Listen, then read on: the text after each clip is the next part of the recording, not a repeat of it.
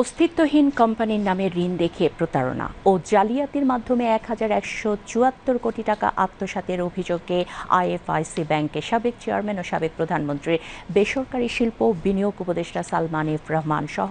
৩৯ জনের বিরুদ্ধে পৃথক দুটি মামলা করেছে দুর্নীতি দমন commission Dudok.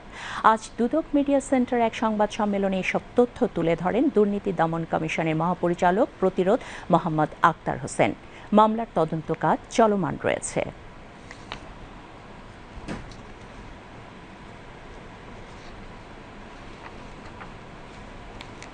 Glowing construction and engineering লিমিটেডের নামে আইএফআইসি ব্যাংক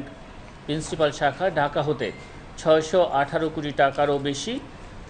উত্তোলনপূর্বক আত্মসাৎ এবং আত্মসাৎকৃত অর্থের গন্তব্য পরিবর্তনপূর্বক মানি লন্ডারিং সংক্রান্ত অপরাধ সংগঠিত হওয়ার প্রমাণ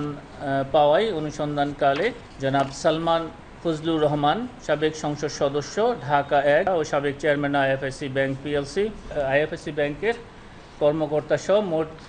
২২ জনের বিরুদ্ধে